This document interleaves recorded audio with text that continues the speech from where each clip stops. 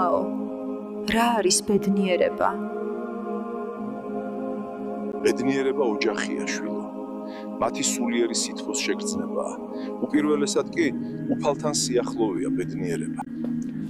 რადგან თავად უფალია სიცოცხლე, სიკეთე და ყოველივე საწყისი.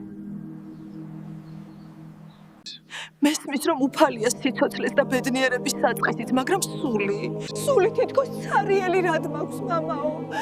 რა მაკლია, რას ვეძებ გამუდმებით? ისე რომ მოსვენებას ვერ პოულობ. სიცარიელე მძიმე ტვირთით რად მაწევს მხრებზე?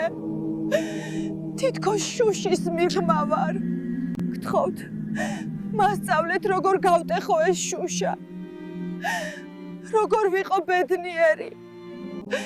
ირგვლივ ბევრი ადამიანი მყავს, მაგრამ მათ გულებს ვერ ვგრძნობ.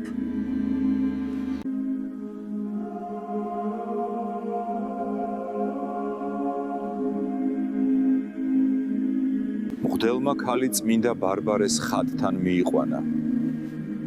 შვილო ჩემო, რამდენიმე წუთი იდექი აქ და თვალი არ მოაშორო წმინდა ბარბარეს ხატს. ქალი ხატს მიაჩერა.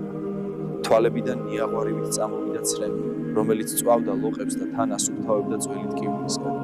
უეცრად იგრძნო, როგორ შეეკრა სუნთქვა, გულში რაღაცაა დიდი და დაგუბდა და ერთ წამში კალაპოტი გადმოხეთქა. წმინდანის მზერა თითქოს მის ყველაზე ღრმა ჭრილობებში იყურებოდა.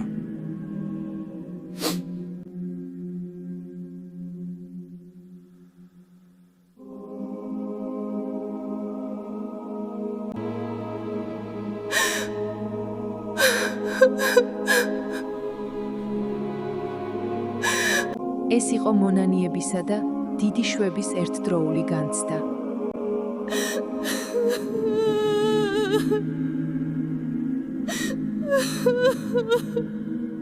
აი შვილო, ესაა ბედნიერება. ის სიმსუბუქე, რასაც ახლა გული გრძნობსიოთ, სინანულისა და მადლის ნაყოფია. გული კანკალებდა, მაგრამ ნელ-ნელა გულში უცნაური სითბო ეღვრებოდა. თითქოს მთელი ცხოვრების შემდეგ მან პირველად ამოისუნთქა. ფალის მონანიე გულმა ჯერ არ განცდილი სიმსუბუქე იგრძნო.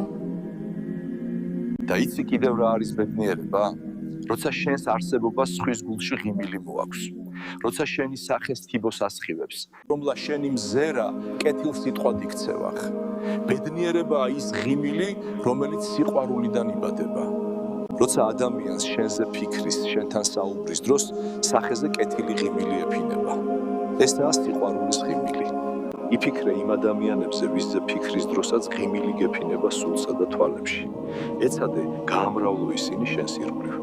ჩემო შვილო, შეაგროვე სიყვარული გულში, ადამიანების თვალებში და შენი სული არასოდეს იქნება ცარიელი. რადგან ნამდვილი ბედნიერება სულში იბადება და იქიდან ვრცელდება მთელ მსოფლიოში.